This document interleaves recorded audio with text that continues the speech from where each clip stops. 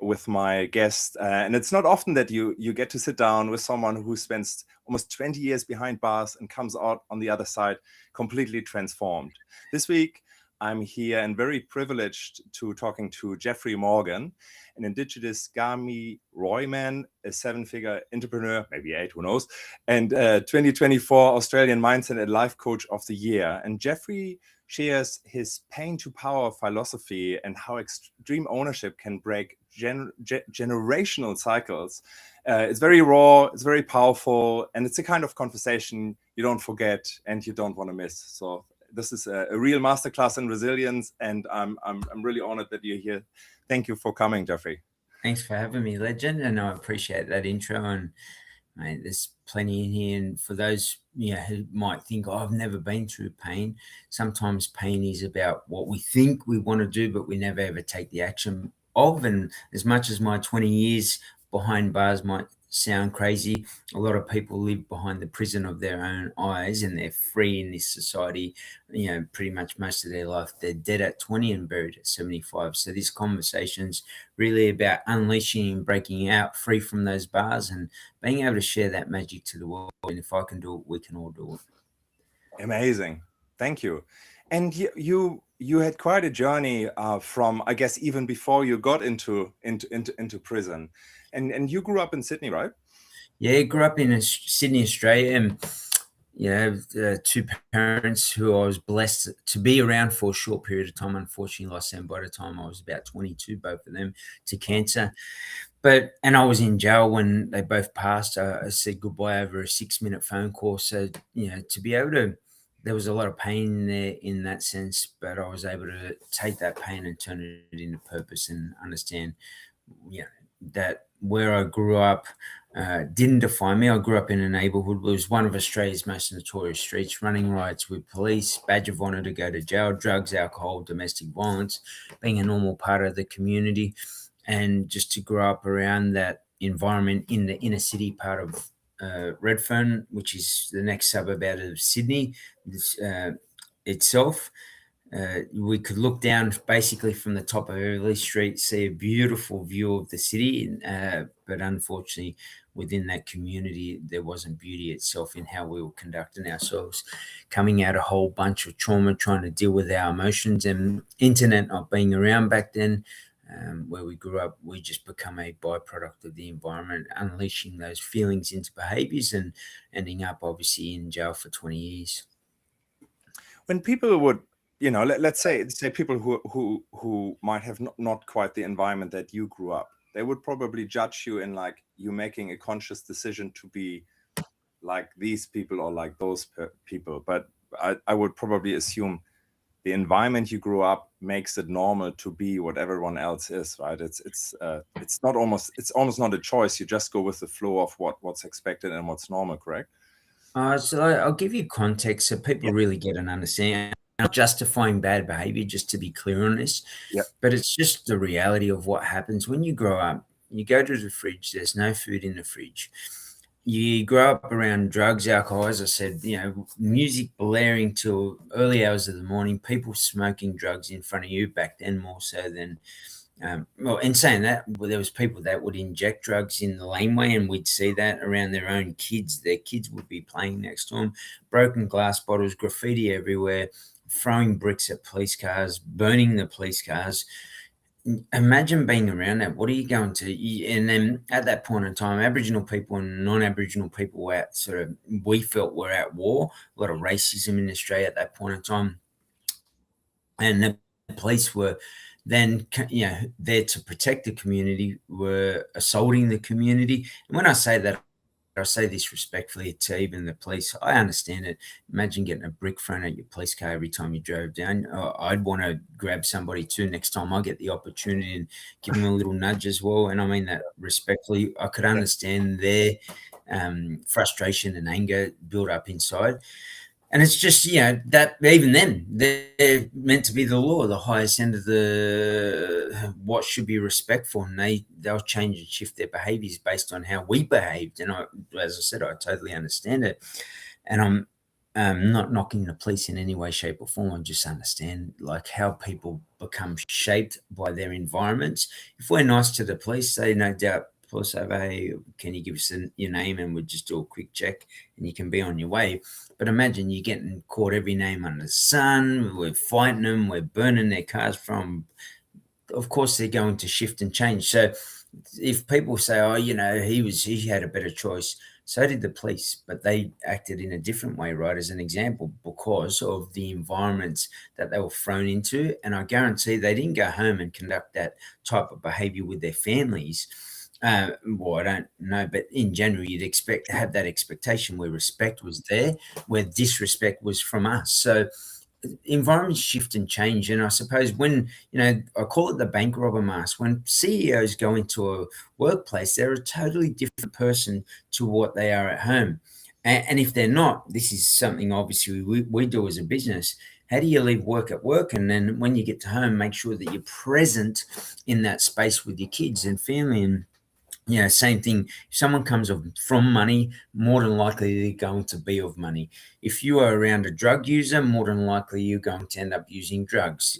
So if you go out night clubbing and you're a drinker, but you're around 4 other people who are taking recreational drugs each day, and it's a free world. And they get to a point where they start to say, they see it. And then one night they go, give me some, I'll try it. And now they're hooked, right? So I'm not saying that it's the right thing. I'm just saying that when we understand people become a byproduct of the environment, and our way of making money was hustling, and that was my education around how you make money. Well, of course, once you make money and you're a young kid, you're impressionable, it just becomes a part of your DNA, and we just didn't know any better. What I end up learning over time when I got to jail was I started to ask these questions when I matured enough and said, wait, how do other people drive Ferraris, Lamborghinis, live a good life, or whatever it is? Yeah. Then they're not throwing bricks at police cars. So what are they doing? And then you've got to be a champion of being a beginner. All right. I've got to write a whole new story now. I don't know this way. Let's start to read books. Let's start to surround ourselves with people. So even in jail, I'd surround myself with white collar criminals, and I'd ask questions. How do you minimize your tax? How do you make money? What do you, these things, ROI, what's that? So I had no idea about that. Then I started to educate myself, and obviously I started to rewire how I fired. And basically for me, eventually I was able to shift and change who I was to who I became. And I just say to people, really seek to understand in any conversation of the world. And the greatest way to do it, if you draw a circle, the circle is always you. And the circle could be whatever environment. This podcast today, we're in this circle. It might be your family home, your business place, your teammates in a sporting team, relationships, family, friends, etc. Do what is right for the best interest and outcome of the environment, not who is right, which means if we're like judgmental and we're like high and mighty, we're so right and we're doing the right thing, seek to understand and then pass on that knowledge to those that don't understand. And if you say, hey, Sebastian, you shouldn't commit crime, you shouldn't take drugs, you shouldn't, what do most people do? They'll cross their hands and they'll say, all right, bro, no problems. Take it easy. And you have your opinion. I'm going to do me. And their pride and ego gets in the way. But if you can really shift and seek to understand and have a conversation with somebody and say, how's life? And they're saying, I'm out every weekend and we're partying, and they're taking drugs. If I say stop taking drugs, Sebastian, you'd be like, or whatever, mate. I wish you all the best. You might be respectful, in the conversation, but if I put it in a way as to, sounds like you're having a great time in life. What do you want out of life? And you might sit there and go, it's a great question. I've never thought about that. And it's usually because now something happened to you, and now you're trying to deal with it through the nightclub scene, taking drugs, numbing your emotions, dancing all night. How good's this night? It's beautiful. And this is what life's about, until you actually find yourself. So I call them roundabout questions, but ultimately make sure that we put more unity in community, I always say, Sebastian. And that means the community is the whole world. How do we lead by example and saying we're all equal? And if someone doesn't know something, don't judge them. Actually step into that conversation and help them see things that they've never seen so they can be who they truly want to be. And most people want a good life, but they seek out what they best understand. Drugs will help me deal with this and numb this emotion, rather than unpacking that invisible backpack. Here's the things that I need to deal with. And starting to, if you're the psychologist, the mental health expert, the effective communication person, the relationships person, etc., let's pass that knowledge on so the world ends up a better place. Thanks for that.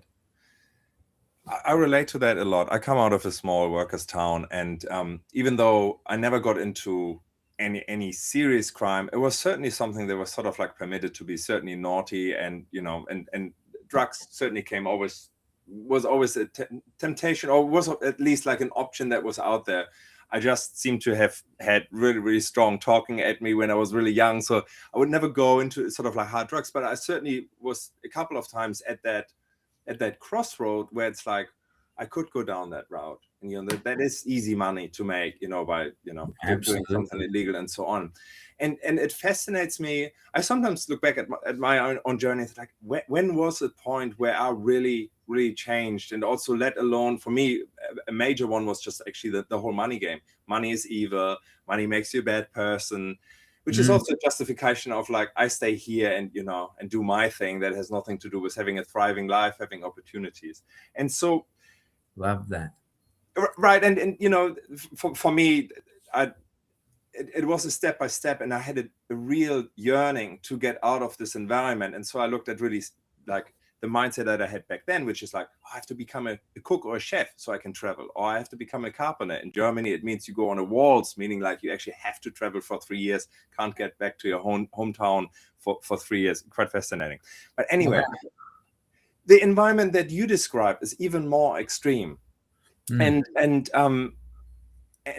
it escalated for you before you actually sort of like turned around. Do you mind talking a little bit about that? Because to me, what I would love to unpack otherwise is like, do we have to get to such an extreme wake up that you got into? And by the sounds, it was more the phone call to your dying parents than really, I'm in jail because I did wrong, and therefore now I have to better myself. That wasn't a driver. It was more the conversation with your parents. Would you mind talking a little bit about that?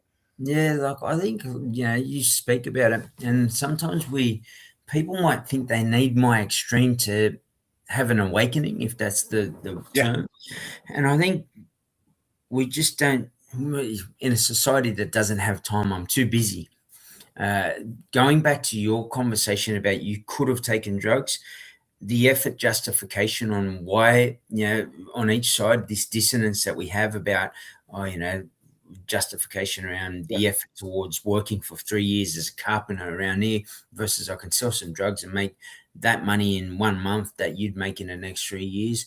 I had for me, one of the things I realized when I was a kid, I loved training. And a lot of friends got on steroids. They came out. Arnie was out at the time, and everyone would blow up really quickly. And in 3 months, they'd get the results I'd get in 3 years. And they'd be tanked and shredded, and young kid impression. Well, I wanted that too, but I stuck to it. I just stuck it out, and the only thing I took was creatine at that time, and I still take it to this day. Great product combined with the saunas that you do, and 2 little pillars that start to build some great wealth into yourself. But it was these justifications that I had about making money. This is the only way I know how to make money. And I think what you look back on those moments, I started to look at, is this what you want? Do you want to die in jail like you pretty much did when your parents died and you said goodbye over a 6-minute call? My kids coming to visits at that time, is it okay to lead by example and show your kids that you're in jail? Although I did say when they were younger that I was in the army because we're in green in Australia. And like these things, and then they got carried. One of my kids, I know, it was crazy. Sorry, took a moment to understand what you were saying there. I thought, oh, he was in the army. So no, the kids thought he was in the army. Yeah, and it's like until they obviously see these podcasts, when they were in their teens, they were like, Dad, what part of the army were you in? And like, you created a lie upon a lie upon a lie and I was lying to my own kids, and I own that. I'm not proud of that, but I justified it with the fact that, you know, I don't want them to know that I was in jail and I'm going to be in the army. Now I was in the SAS, and like, it was just one lie upon another. Like, oh yeah, I was in the commando part or whatever it was. And whatever came to my mind at that time, even that, you look at that behavior, why is it okay to even just come out like that and lie to your kid's face? So I started to really challenge all these things. And it really made me feel that I didn't even know who I was. I said I was Jeffrey Morgan, but is this the Jeffrey Morgan you want in your life? And I had to really change my whole identity. 1991, I moved out of that community. That was very insular. It was war. We went to war with the police, society. If you weren't with us, you were against us. Yeah.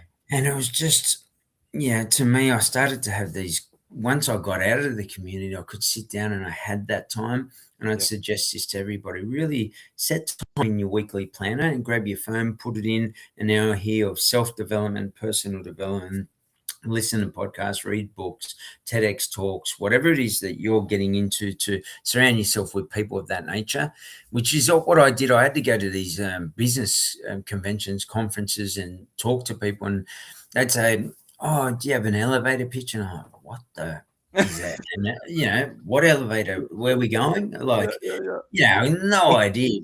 And it very uncomfortable. It felt this big when they'd ask you stuff like literally, and I'd be like, I don't know what they're talking about. And I'd say, oh no, I haven't built mine yet. And then I started to realize these things, you know, the pain points that I had in my life, until we confront them. And most people won't confront them because it's painful. Like, do you want to admit that you don't know what an elevator pitch is? Do you want to admit that you're in business, but you don't have an understanding of X, Y, and Z? And in front of everybody, maybe I stand up in front of Tony Robbins and I say, oh yeah, I got a business. He goes, what do you do? And I'm like, oh well, I like, very, very confronting. But I did it all, and I did it in front of everybody. And I I know that when you do that in this world, you will win every single day of the week, because you are saying, I'm not who I want to be. Here's who I want to be. Sebastian has that answer around why, saunas are beneficial. Tony Robbins has the business and personal development side. Mel Robbins has how to act quickly. Whatever it is, I started to really let go of control to gain control, and I let go of my pride and ego. I wrote out who I was as Jeffrey Morgan at that point in time, and who I didn't want to be as Jeffrey Morgan. I didn't want to be a criminal. I didn't want to lie to my kids. I didn't want to all these things. And then I said, all right, what's it look like in the future? And here's what I wrote out, and I manifested and vision board and you name it. I did it all. And I watched the same video for 6 years to embed that. How bad do you want it? It's called on social media. Watch it. There's a message in it, one message. I'm not going to tell you what the message is. Watch that. It's called How Bad Do You Want It? It's a bloke doing push-ups on a green artificial turf. It's the voice in the background, E.T.'s voice, Eric, the hip-hop preacher. And it just was embedded in my DNA. The pain from my past became the purpose of my future. Do you want to see your kids on a visit? They carried my son off the visit crying. And to be honest, I wanted to obviously probably worse words than what I'm about to use, assault the prison officers because they were touching my kid. But it was a real realization. I stood there and I said, F these people. And then I started to say, F yourself. You put your kid here in this spot, and it was you. And I had this realization, shit, the common denominator amongst all of this is you, not somebody else, mate. It's not the prison officer's fault. It's you. And then I started to deep dive and shift and change. And I can tell you, all the pain that I saw is happening to me, I shifted to happening for me. And I asked, what is this teaching me? And then that's the first process. Then what I call a learn, grow, prosper analogy, the steps to success. What did you learn from it? How did you grow from it? How did you prosper? And sometimes prospering is the peace in your head, not just financially. A lot of people think one word relates to one thing. Learn that there's many words, multi-dimensional ways of looking at life. And then I went into what I call negative and positive fear loop, where that fear is feeling, emotion, action, reaction, how I viewed what happened to me, and then how I shifted to happening for me. And there's a whole process to this, and I'm not going to take a whole podcast, but in general, I just learned that the pain that I had was what I accepted and not designed in life. I just accepted from the community as a byproduct of life. And then when I designed it, I started to say, what do you want? I want to be able to do what I want, when I want, with who I want, as much as I want. Not when I'm 70 and I'm retired. I don't want to sit in an office, and therefore I'm going to determine my own life. And off I went and build out what I've built and continue to build. And if I can, as I said before, you can too. Yeah, man. And I don't have 6 years worth of listening to one particular thing, although I have audiobooks normally that I go back to. But I remember listening to the Millionaire Mastermind, our Millionaire Mindset by Harvey Vecker, and I listened to it every month, again and again. And I could see sort of in the beginning, I was like, I knew this was the way. Like, for me, that next step, it was the next step to sort of embrace the concepts in the book.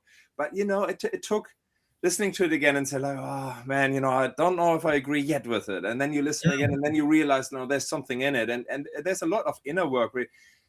At the end of the day, the agreement, in a sense, that you wrote down is something that I'm really familiar with. And I'm often surprised that that's not taught at school. Maybe that's not a surprise, because, that's a really specific way of living your life, really intentional.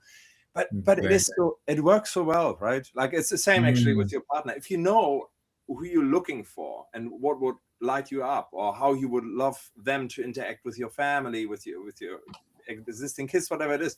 If you're clear with that, you have criteria and you can work on it, you can think about it. And it's really heartwarming. I got goosebumps when you were talking about, making this decision, because to me, love it. That's where it starts, right? It's magic. I just, two things really quickly. Sometimes we'll listen to a podcast, read a book, and it doesn't land. It's like, oh, I can't.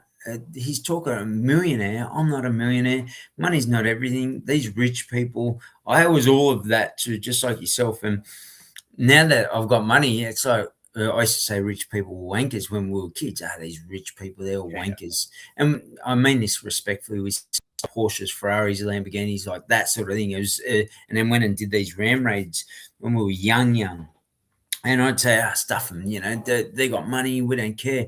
And now I'm that person. I'm like, are they still wankers? And I asked myself the question the other day, literally, and I was like, really? It's funny, because we're wired a particular way that then creates lack, not abundance. And when we understand this, these words create spells, or spelling of the words create the spells that then keep us stuck in a space or place. And for me, I have to constantly, like, just so everyone's aware. And you did say, he's transformed.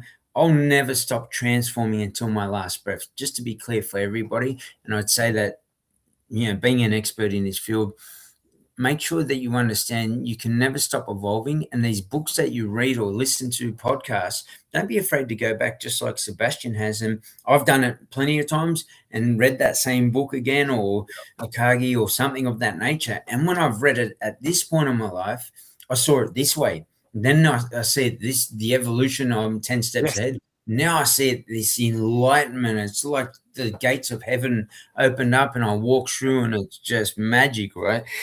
And it's just because sometimes we don't understand that conversation, even on a business level. Very important. When we go into business, a lot of people won't understand, you could be talking about ROI or ROAS or whatever it is, right? Your EBITDA, and people are like, EBITDA, what's EBITDA? Like, and whereas, 10 years later, once I've learned business, I'm like, what's your EBITDA? Where's your numbers? Show me your numbers, and I'll tell you what we can improve on and how we could do that. Or look at that. Why do you feel that's okay? We won't understand that conversation until you're in it. And you talked about relationships, the relationship with ourselves. When we're at the highest level of emotional intelligence and we're constantly personally developing, even you become a reflection of who you bring into your world. Like I said before, when I was a bank robber, I brought in bank robbers. When I was a business owner, and a serious one, I brought in some serious people, not only in this country, but globally, that are in my mobile phone list, right? That would never have had, if I said, can I get your number back in the day as a bank robber, they'd be like, if I see you again, say hello, and I wish you all the best, right? But going back to that relationship, it's such a great example because we're attracted to somebody on what basis first? Oh, I like the look of Sebastian or Mary Poppins over here. And now, if we conversate well and we get good at it and we see tricksters do this or fraudsters or manipulators or whatever you want to call them, right? People that are really good at it. Some aren't even, some will be honest about it. Like, hey, I'm here for the fun, and they get out at a nightclub. They both have their fun and it's magic, fireworks are going off in the background. I can't, believe how much we've connected. And now someone falls pregnant. And what we find, I just had a friend talking to me the other day, the person's not the person they thought they were because they were attracted on that visual level. But now you exercise, I don't exercise. You smoke, I don't smoke. You want to club every weekend, I want to go hiking, and now they've got a big problem. And now they've got a kid in the middle of that problem. And this is where that tells me why society is not intentional, most of society, because we act on that space. And if you do that, you're going to hurt yourself because now you've got a co-parent, separate locations. Someone cheats on you, he or she's no good. And now you, instead of being effective communicators, because you've done that work, setting a great example for the kid, the only thing your pride and ego gets in the way stuff, Sebastian, he's a cheater, or, Joe Blogs. I want nothing to do. He's not seeing his kid, and now you've got this friction, and that goes out into the family, and it's energy that the world doesn't need. Be very intentional about who you are, and a reflection of who you are will come into your life. So if you're a drug user, you're going out every weekend, guess who you're going to meet? And if you think that person is going to have values, morals, or dealt with their past, more than likely they haven't, then they fall pregnant, and you think it's going to be great because the ecstasy moment out in the nightclub is replicated in the moment in the bedroom, but then it isn't replicated into life because they're not skilled with life. They haven't done the work for life. And I guarantee the life you live at that point in time is going to be one of recovery rather than one of actually, a nature of that you see at the highest level of happiness. And the happiest CEO, you ain't going to be you got to be the happiest CEO, just so we're clear on that term, in your life. And what's that look like? The happiest CEO of life. Yeah. And if we were to define, go and write that, like, all right, happiest CEO, if I thought of it, it would be this, that, the other. Yeah. And people that you see that are successful, financially, spiritually, culturally, emotionally, relationship-wise, etc., your thoughts, actions, behaviors, beliefs, and then become all of that, I guarantee you'll meet somebody of the highest degree who values themselves. You'll both love hiking, you'll both love training, or whatever it is that you all like. Match up really quickly and easy. Yeah. Can't do it. But when I sort of reflect how I live my life and how I live my life with my wife, we would have once to twice a year, actually normally twice a year, we look at all the intentions we have, and there are lots. Like I used to have actually a book that I read every day. I remember that's some years ago now. But what we do nowadays is that we really go through, what do we wish for us individually? So that might be health. That might be, I want to learn this skill. My wife is a performer, musical performer. Wow. So she might say, I want to learn this style of singing the next half a year or the next year, or I want to look for a property that has X, Y, and Z that we would like to live in, and so on. And then we go through every child and say, we wish for them this, and let's manifest this, let's manifest at least one-on-one. So we have 5 kids. So, like having one-on-ones with each kid and each parent for us is really important to really get to know them individually as well as a group. And so we put all of that down. It takes a while. We normally take a day or two, in between tasks, or even sitting down. Actually, not true. We normally go out for 3 or 4 hours into a restaurant and just write it all down, and then, do a ceremony a little bit later. My question around this, what's it? Magic. It's easy enough to do, but also you have clarity of what you actually want. If you don't, like it's this whole example, I'm sure you've heard it, like you go into a restaurant and the waiter comes And instead of saying what you actually want, is that whatever, just give me something, you know. Of course, I put down then that is fun, but overall you have an intent of like, I really, really would like a pizza, really want a steak, whatever it might be. 100%. So great example. Thank you. You know, the thing that I have never understood, and I wonder whether you have a view of it. In your story, there was a particular moment that triggered you to change, but was that always your destiny anyway? And so for me, having not an extreme example of the shift, I used to be part of a, you know, small town, whatever, and was doing what everyone else was doing. It wasn't necessarily criminal, but it was a particular style of life that was not really fulfilling, definitely not intentional. What's the spark that switches us on? You, Jeffrey, I was just saying, now I talk to the white collar people. I want to learn what they learned. Like, where does this come from? And I guess the follow-up question would be, how can we instill this in our children and friends and family that look for this? Love that. You mentioned a whole bunch of things. Firstly, the word dissonance, look up the types of dissonance. Yeah. This is for everybody, because what will happen is when you're built of value from people of value, which means your parents, your grandparents, the community you're within, teachers, consultants, guides, they've built you, right? Oh, I see Sebastian, he's a great, and you teach me something. Now, if someone else goes against that in any way, shape, or form, but it could actually add value, and I call it stacking on top of value, right? Until you get to the penthouse. That's how I sort of look at it. And people in general will brush that off. Listen, he's going against Sebastian, and Sebastian is, you know, my uncle, my father, my parent, whatever it is, right? And you're there. You've got to let go of that and say, how can I extract the information from this person to better my life?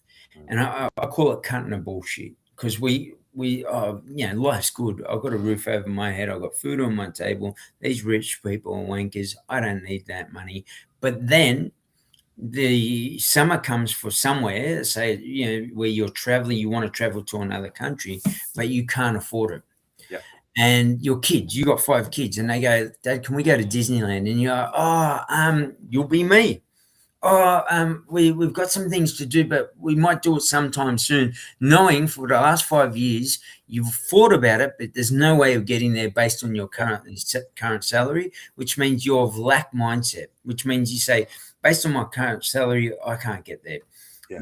Could you learn a new skill? Like maybe it's an entertainer, maybe it's e-commerce, maybe whatever it is. You learn this new skill that now provides you more money, and your wife does it too. And now you've got an extra $1,000, $800, $8,000. We don't know until you take that path. Yeah. But that's where people stay stuck. And I had to say to myself, you're full of shit about you. I told people, Sebastian, I could do jail standing on my head, and I could go back there now, and I'll get in a routine. I'll see all the boys that I grew up with, and you just get into, do I want to be in jail? All right, Jeff, here's the key to the jail, right? Do you want to leave now? Oh yeah, give it to me. No, mate, you told me you could do it standing on your head. Good luck with that. So I was full of shit to what I fed myself. And this is important for everybody. The narrative that you feed yourself, I'm going to provide for my family. And it's very noble to go and work hard, but there's so many ways now that you could do that online that would bring you 10x, 100x, 1000x, million X on what you're currently doing in your expertise of your field. And you work less hours, see your kids grow up, maybe put your kids in homeschooling. But as soon as you say that, people are like, oh my God, you're going to take your kids out of school. You're crazy. You're the crazy one. We've got to understand we act in a way that is from 1920s without the internet, without AI, without whatever it is, the potential to grow your business like this all the time. People are growing brands, Sebastian. Like Kim Kardashian as an example. You don't have to be Nike to grow your brand. You just have to have a brand and a voice and something that people relate to and want to be. And that could be your job. Like there's people that go on TikTok. I've got a mate in Australia that made 150K in 1 week.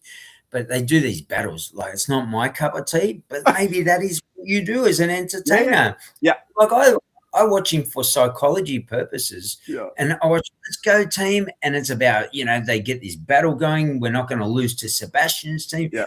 And they build this team, and this team drops their hard-earned money on this person. find a way to change your narrative.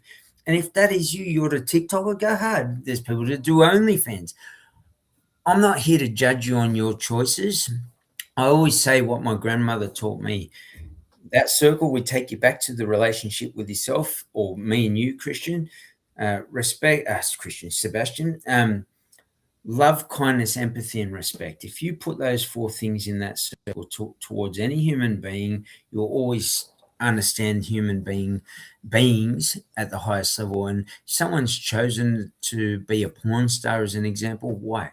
What happened in the background? I can guarantee that something's happened in the background where they now want to be the center of attention, highlighted, felt that way, or dealt that way. And once we understand that, we say, all right, what's our narrative been? I'm Jeffrey Morgan from Redfern. I don't care about the police. Jail, I can do standing on my head. I'll tell my kids a lie. And I fed my narrative that was okay. And I was a strong man. You mess with me, I'll show you who's boss. But is that really a strong man? Like, that to me was the weakest version of a man. And I had to front that on myself. You've got to front that on yourselves around cutting the bullshit. What I feed myself, life's okay. You know you've got more, and I want everybody on here to pursue that at the highest level. You got a book, you got a song you want to release, you got a business you want to start, you want to travel to a location, ask someone on a date, go out and do it every single day, and do not apologize to anybody for the life that you choose. Live that at its highest degree. You deserve that every single day, so that the rest of your life is the best of your life. You deserve that. I love that. I really do. It's super inspiring, and I think that's a way of living, and that's living your fullest life, right? And everyone sort of dreams about that. Not many. Well, maybe those dreams stop at one stage too, but it's taking action is And really just great. know that whether you're a mum, you're like 60. We've seen a lot of the people that I read something the other day. Coca-Cola sold 25 cans in their first year. So people think when they start a business. Wow. They launch 25 cans in a year. You've got to be committed to the journey of whatever you choose to go in on. And it's crazy. We are so committed to the wrong things, right? Yeah. I work for Sebastian. I run to work and make sure I'm not late. But in your own life, when it's time to show up and build a quality of life, jump in the sauna every single day for 10 minutes. 10 minutes a day can improve the length of your life. That's it. Not even the research that I read was even less time, right? But we then say, I don't have time. But now I've got to get to Sebastian, who's my boss, wants me there from 9 to 5. I'm running to make sure I'm not late. And then I get there, and guess what I do? Work my ass off for somebody else's life. And don't take it the wrong way for anyone working. It's very noble and respectful. But we have this dissonance of, this is how we make money. You could make money other ways, but it's the fear of not knowing how to. So you got to be that champion of being a beginner. The fear of judgment from your friends. You got to then dump them friends. Not dump them friends, edit and delete the relationship. You grew up with them, all right, hey, Sebastian, how are you, my brother? I hope you're well. How's the kids? This, that, and the other. But you just got to understand they want one thing in life, you're wanting another. The two paths don't match, but what we try and do is keep Sebastian there, which then makes us a crab in the bucket, or him a crab in the bucket towards the goal, dreams, aspirations. Then you got to be committed to that journey, and commitment means that you've got to follow through and finish things. People start something, Sebastian, even on ChatGPT, and they'll get all this thing that gets spat out on ChatGPT, and they'll action one of those 30 things. My advice to yourself is action every one of those 30 things. And at the bottom of ChatGPT, it says, do you want a 90-day roadmap, or X, Y, and Z, 4 things? Yeah. We haven't even finished the first 30 things. And then we go, give us all 4 of those. It spits out another 100 things, and now it's overwhelming. So that probably be the 4th tip. Make sure that you don't overwhelm yourself, and I call it the one thing strategy. And that means I just focus on one thing. I have a list I brain dump into every single night. So before bed, instead of having my head filled with, what I need to do tomorrow, that's a good thought. What about this business idea? Coming left, right, and center. Focus on one thing, and then give that everything. Write that out the night before, and then I come in, priority 1, priority 2, priority 3. And if I don't get to priority 5, I move these into the next day and understand as long as you continuously move forward towards the life you want, I call it the invincible mindset. People say that's bullshit. There's no such thing.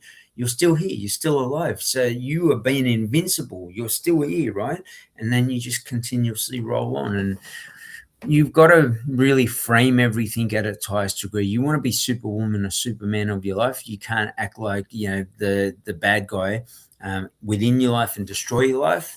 You are the controller, the painter, the director, whatever it is of your own life. And as long as you blame somebody else, you're always looking at that external, lastly, as the guider. Oh, Sebastian better motivate me today. If not, I'm going to lay in my bed.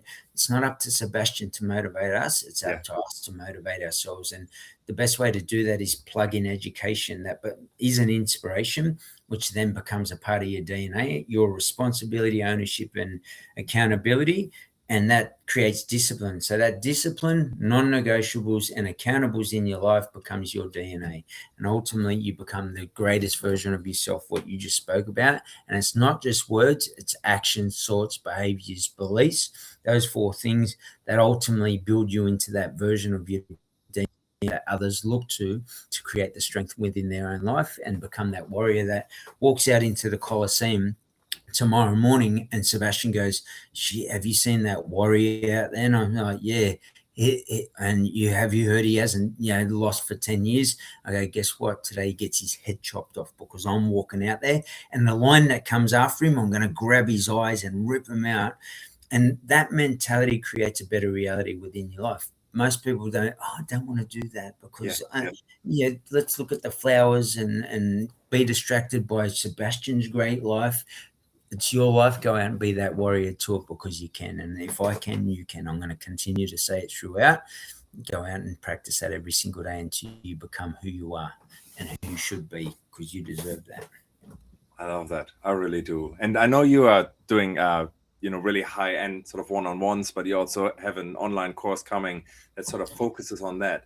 Would you say that everyone has the potential when working with you, when reading your book, watching podcasts that you're on, does everyone have the potential to sort of follow your process and shift to what they really want to become? Or what's, I guess a better question might be, what's the mindset that someone has to get into to be ready for a journey with you? Love that. I'd say go back to that word dissonance, and you've got to rewrite so these 5 things: rewrite, reframe, redesign, reset, and rewire. So those 5 things, always trying to remember those 5 myself, right? They're part of my DNA, but far out. And I've read them out in workshops, and mate, every time you hear like, which one did I say? Which one didn't I say? But those 5 things, you got to rewrite your whole story. So even how you speak, oh, Sebastian, hopefully we'll get this contract. Not hopefully, we're getting it, like slamming the table and saying we're getting this contract. And we can say we can get this contract, but if I haven't done due diligence, or we say we're business partners, hadn't built a solid framework around how we'd service that client, the client, and I say, hey, Sebastian, you're the client now. And I go, hey, Sebastian, just give us that $100,000. Trust me, bro. Like that's how we operate and how we expect to have these expectations that just will never be serviced and met, because I call them daily deposits. What are your daily deposits? Are you reading that T. Harvey Eker book? Are you reading watching pod? Like every single day I watch 1 7-minute TEDx talk. And it could be someone who's talked about saunas. That's where I learned it was a 40-year study on saunas. I don't know if you've seen that. I've seen, and it basically teaches. I was like, I need to do saunas like straight away. Like it's like I mean it nice. You're an idiot, Jeff. If you got this information and you don't implement it. But what we've got to challenge is that ego, that pride. Like, listen, Christian, don't tell me I need saunas, mate. Like I know what I need. And you're not it. I'm not the expert. You are in that field, and I've read a lot about saunas, but you're selling them. You know what heat level should I have it for, what purposes, etc. I don't know that, right? So I got to just zip my mouth if I'm with Sebastian. He's selling me one of these infrared saunas, and I'm saying, oh, what would be the benefits of them? And then I go, I don't need that. Like, I'm healthy anyway, brother. Like, don't need your thing. I'm going to share with you a really quick example. 1%ers, right? People think they're nothing, but if you plug in the sauna for yourself and you get one of these saunas, you put it in your house, you do that every single day, you extend the years of your life.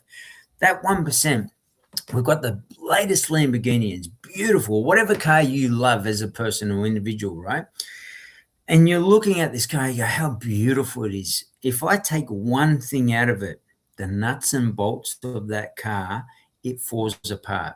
So when you understand that conversation, it's not the shiniest part, the engine, the exterior, the interior smell, the sound of the engine. Oh, beautiful. It's the 1%ers, the nuts and bolts of you on a personal business development level, backed by an invincible mindset that creates the life you truly want. You've got to really let go of control.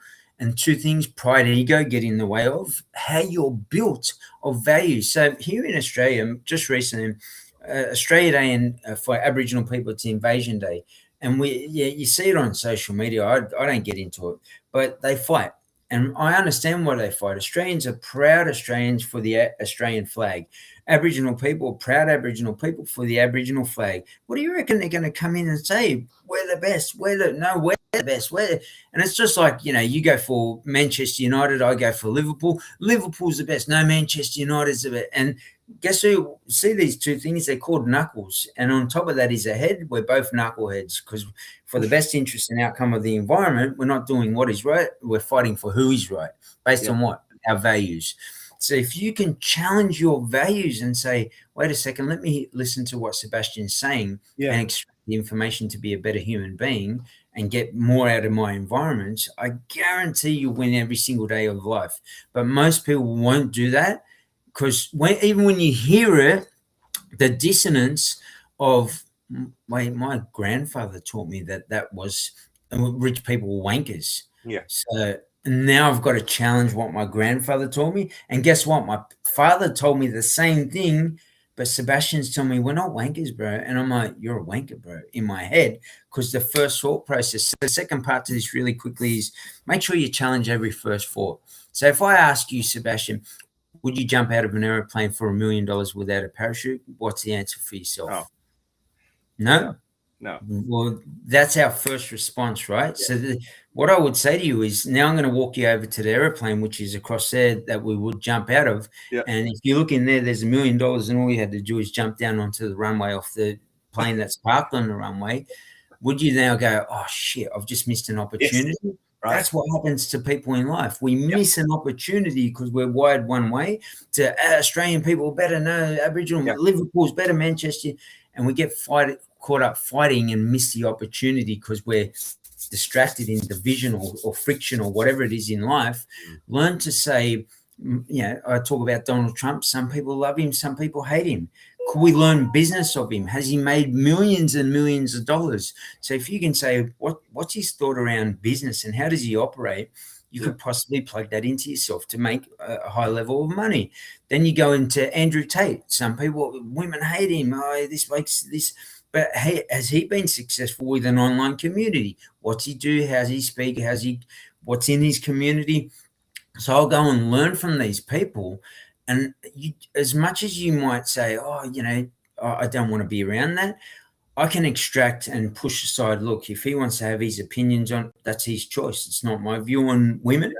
But then at some point in time, he might say some great stuff about how we should protect women. You're not strong enough to protect women. And he might use a term that people get upset by. But the reality is, if I look at it, I had to cut the bullshit. And you know what? I am a term, I won't use the term, to my own self. I'm not a man. I could be a stronger man, that if someone does come along and try and do something bad to my woman, I could stand up and be that person. And his word would be, don't be a P.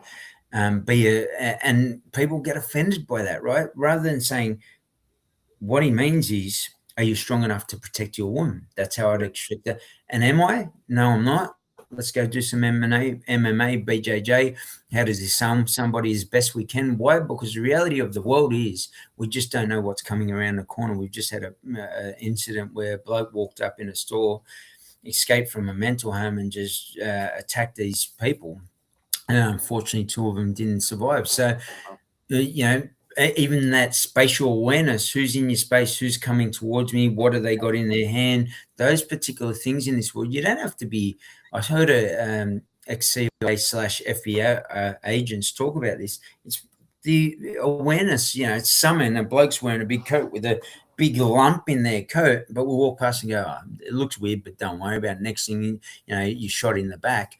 It's just being totally aware of every single situation that you step into without having to be hyper vigilant and anxious and fearful, but just saying I'm conscious of my surroundings. And once you do that, you step into the greatest version of yourself, because every single day is lived with intentions like you've spoken about, rather than just I'm going to guess my way through the world. No one hopes in business. Don't do it in your life either. And watch what happens in your life when you become very intentional. It becomes very directional. Yeah, I love that. And coming slightly back to when you were talking about, indigenous versus, like immigrants, if you like, or the Australians, however you want to call it. Yeah, I don't know what the word is. Born here. What's that?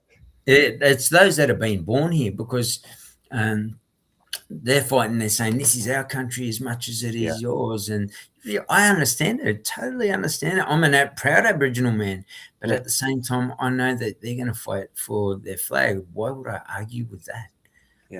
We're crazy. But what will happen, because of pride and our flags, we're going to argue. It's not, and is that the environment, the circle again, that I want to step into? Yeah. No, thank you. Yeah. Stress, heartache, pain, suffering, division, hatred, anger, resentment, envy, jealousy. You can gladly have that. I'll be over here while you're all arguing. And I found what is a real superpower is to be flexible in your mind when it comes to also use words, because sometimes you have opposing views because different words are used, and therefore it sounds like there's a conflict, when really these words mean the same things if you go just relax yourself a little bit. And people who look for really the pure right or wrong, I think that's really difficult, because that depends on the point of view, it depends on the timing and all the rest of it. Because really, as you said, like some authors have some things that I don't support. In fact, I read I read a lot of biographies, and so I highly recommend it, because they are, and you see people's life and you say, oh, this is really, I admire this, or I want to be like that. George Washington, for example, was someone who was not so good with money and was managing his estate. Well, okay, so I don't look at that particularly, I want to pick up on that. But absolutely. Was it? Absolutely. Yeah, right. So you pick up on what you believe is value for you, and you learn about that. That doesn't mean that I shouldn't study him just because he's not perfect, And so when it comes to conflict out of those things, I wonder, what's your vision for Australia? A big question, and but especially this topic of Aborigines versus other Australians, if you want to call them. And what do you think could be a way forward, or what would be ideal? Like what's your dream? It's definitely unity and community. I always say that, and that just doesn't end in Australia. You look at the world right now. This religion, right? That religion. No, my religion, my choice. No, my choice. In this country, no, my country. Yeah. It is just insane. We're all fighting over, and there's a deep story behind all of it. But in general, like, everyone's fighting for what? Their values. So you're going to respond from your triggers. So if your value is, you go for Manchester United, I'll give you a simple one. I go for Liverpool. Mate, we've got the best team this year. Mate, are you joking? We're on top of the ladder and you're fourth. You don't open your mouth. Oh, mate, you've been lucky. And now we're arguing from values, right? Which triggers us. And if I say something about Aboriginal people, it triggers me until the trigger doesn't become a trigger, which means you have the highest level of emotional intelligence. And I say, Sebastian, how do you feel if you were Australian that you came to that conclusion? Oh, well, one time, I was at a pub and his Aboriginal bloke come up and punched me in the face because he was drunk, and they're all drunks and they're all violent. Yeah. And we're not all drunk. We're not all violent. Talk about Muslim people, the first thought process, going back to that airplane thing, when we talk about a Muslim person, we go, people have this judgment on a Muslim person. I've sat with Muslim people in jail, outside of jail, and beautiful people. There's going to be people who make choices that are under a race, a religion, a choice that means that person was made a bad choice, and at that point in time might have been uneducated to make a choice and became a byproduct of the environment that then became an extremist, a point of view, or whatever it is. And I'm not saying it's right. I'm just saying sometimes that's what happens. But it doesn't mean all Muslims or all Aboriginal people or all Europeans or Germans. When I hear about Germans, it's like, oh, they're very what's the term I always hear? Like, they say you're very not strict. What do they always say? They say you're very uptight, disciplined. Oh, uptight. Right. I said, well, our people create quality. You drive BMW, you drive, and I go through the cars. And I say, we're really of a high standard. That's why we want that high standard. Yeah? And that's what I've learned off German people. But that's my perception versus the next German people. They're really uptight. And you got to think about the background of that. They've come from the war. They've come from this, which has been passed on to the next generation. And as we know now, 7 strands of DNA carry that past experience, which obviously the war from back then, no doubt it's been passed on in their DNA. So they're wary. And is it going to start again? We're going to catastrophize things, but they're now coming. And then you look at the clothes we wear, German people, because I lived in Austria for a period of time and went into Germany quite a lot. And the clothes we wear, the weather, the snow in and among, like these things. They're factors that contribute to how people act or conduct themselves. And I think that's what people just don't realize. We will fight from value, and that value then becomes a trigger, and then we behave a specific way. I call it the volcano of feelings. And if I hit your feelings the wrong way, Sebastian, you explode into behaviors. Stuff you, Jeff, Aboriginal people are all the same. Right. And it came from anger. It came from not knowing how to emotionally regulate yourself, to hear things from a level that you can respond to on an emotional intelligence level. So why did you think that Aboriginal people of that nature? Oh, well, that one time in the pub. Yeah. So have you met any other Aboriginals? And they'll be like, no. I said, would you like to come and come out to, there's a camp going on, come with me. And they go, I'd go with you anytime, Jeff. And I go, all right, let's come out. And then they sit around and go, wow, Aboriginal people are actually beautiful people. So it's just a perception based from an experience that creates an emotion and a feeling that then becomes a behavior. So you see an Aboriginal person, you had a bad experience, you're like, all right, this person, be careful, he might hit me. They're all drunks, this, that, and the other. If you've come with me, you're like, oh, Aboriginal, I know Jeff. Do you know Joe? Yeah, absolutely. Yeah, I went on a camp with him, and I respect culture, the yarning circle, your totems, your tribe names, etc. It's a totally different experience. Learn that to challenge your values, and it's very hard to do. It's very hard to do. Yeah. Tony Robbins has done it. People of that nature have done it. That's the highest level of emotional intelligence, to say how I'm wired and built from people of past experience, my parents, my grandparents, our family, whatever it is, and say, how could I extract this information so I can make this environment what my parents taught me? Be respectful, be loving, be that. And I hate anyone in the world. And even if someone does a bad act somewhere in the world, I'm not going to then judge people and be that anger. Oh, I've got anger towards these type of people because how do you do business like that? It's impossible. The happiest CEO in the world doesn't sit and worry about other people's opinions, doesn't worry about external factors. You can't control, just to be clear, do you control the weather, Sebastian? Anybody out there control the weather? That's an external. Do you control your family and friends? You don't. And you can try, even partners in cohesive relationships can try, right? And they will in some way, shape or form, but the person has autonomy to how they eat, how they go to the toilet, what time they sleep, something of that nature, right? So it's really about saying, I've got to stop blaming the external and start to focus on the internal. What do I think of Muslim people are? What do Australians and non-Aboriginal people fight that? You've got to understand yourself and what that first response is. And does it truly serve the happiest CEO to the life you truly want? And I always say the greatest business you ever have is yourself. The greatest investment you ever make is the time you put into yourself. So if we can say, what's the happiest CEO of my life look like, and I'm the CEO of it, then I can start to say, do I want stress? Hey, Sebastian, you Germans are all the same. I'm already coming in with anger. Why do you think that? Can I ask you why you think that? Oh, well, when I went to the World Cup soccer, you were all drunks and louts and beer went all over me. And I'm like, oh, have you been to Germany? No, I haven't. Yeah, why would I? They'll all spill beer on me. Get out of that value determination that you put into a sum in your head that becomes your reality and keeps you stuck in the emotions of that circle. Stress, heartache, anger, pain. Are you dating that person, Sebastian? I doubt it. None of us, but now we are it, and we're dating ourselves at that level.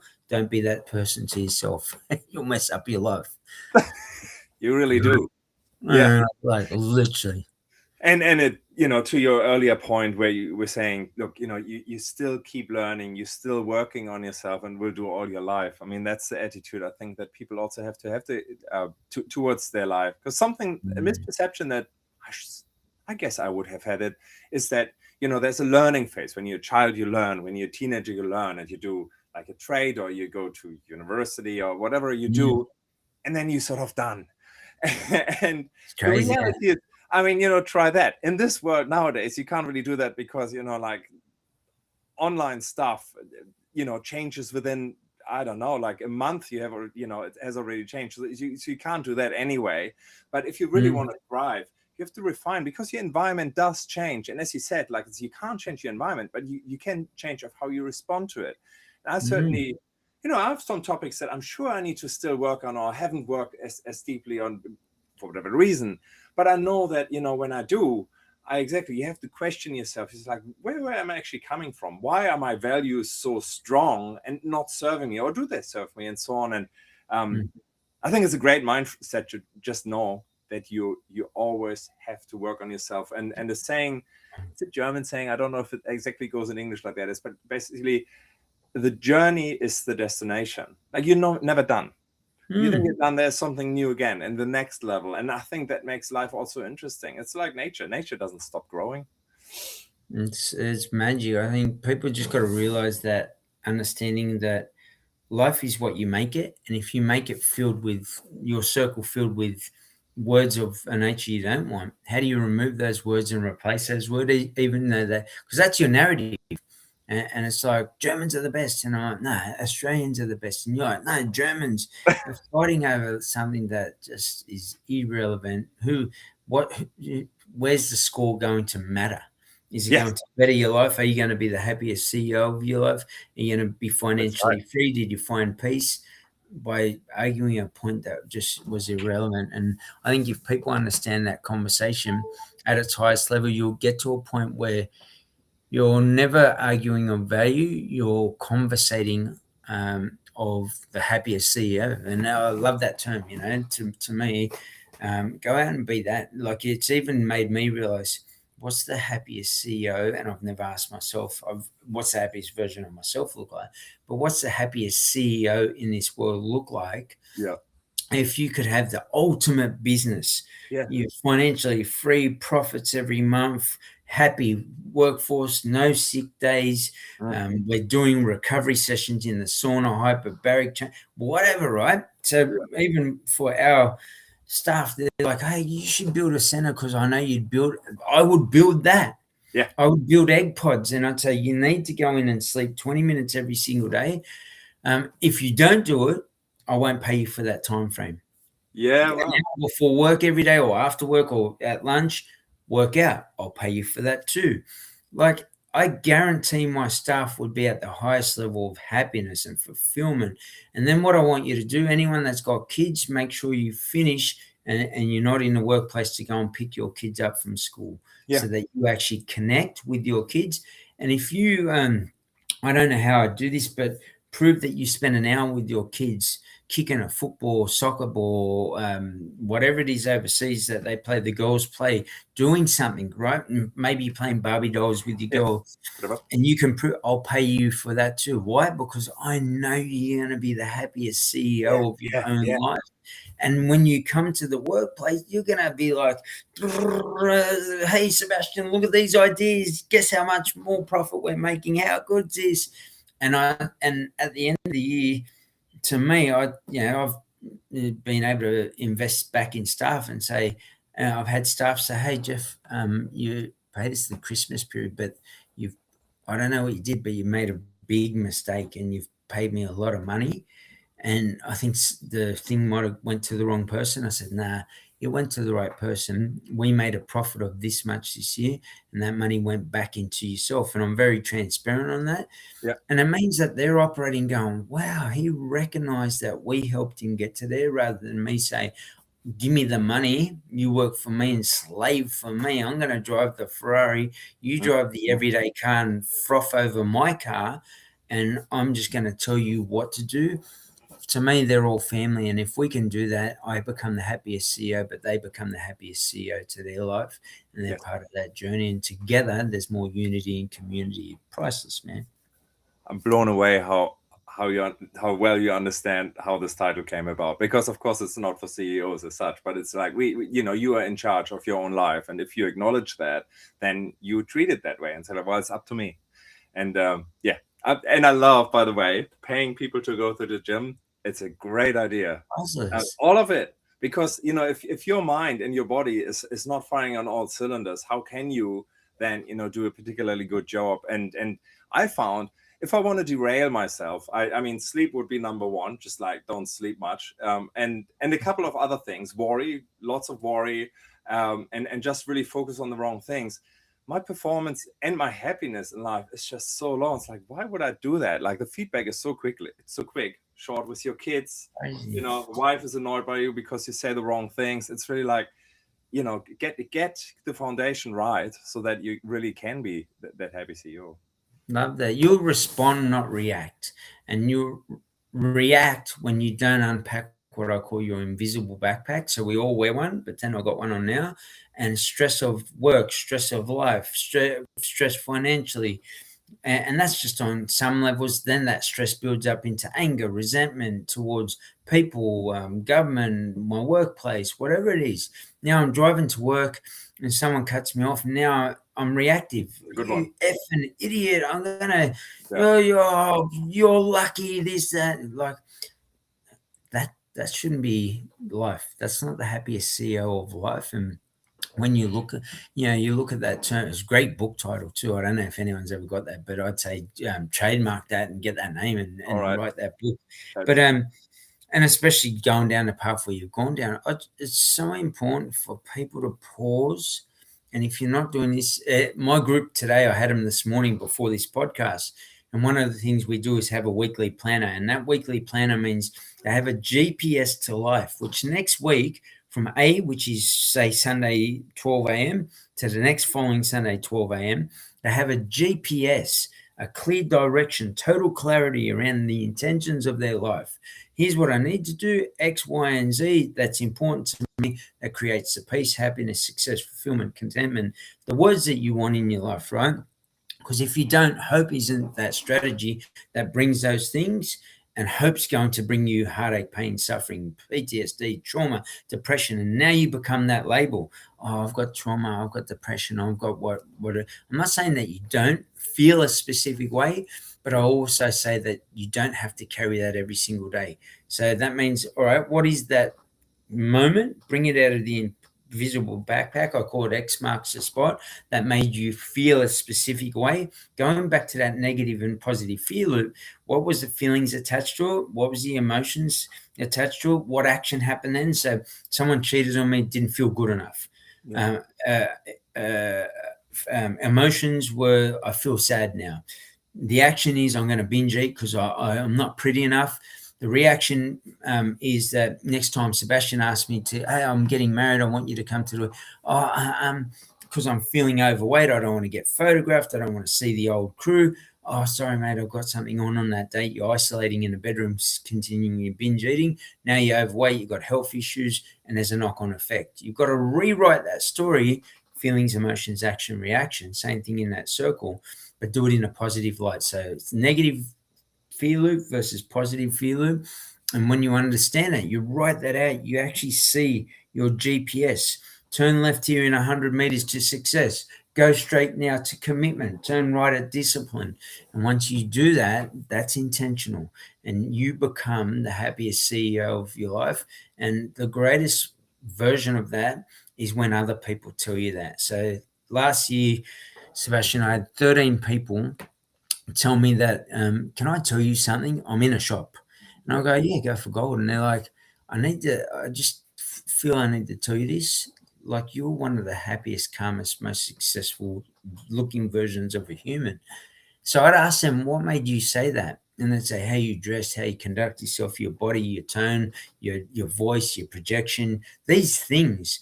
And they're not me saying, hey, Sebastian, I'm the most, peaceful person or whatever. They were coming out with these terms. Like, mate, can I just say you the most well-rounded human I've ever met? I had an old lady turn around and she said, do you know that you're like, I don't know if you know, but you've got this aura and it's this charisma and it's the way you conduct yourself. Mind you, I was stretching in the line because I've had 3 knee reconstruction from football and I'm bent over showing my butt to her the whole time. But she did. She goes, the way you conducted yourself, and this lady was short 5 cents or something, and she was trying to. I said, listen, I'll just tap for her, move out of the way, and and the way I did it, and so forth. And I think it's how you treat people, comes from how you treat yourself. So if you love yourself, you'll love others. If you hate yourself, and I see you wearing that top, and I'm like, oh, I wish I had Sebastian's top today. I should have a beard. Yeah. He thinks he's better than me.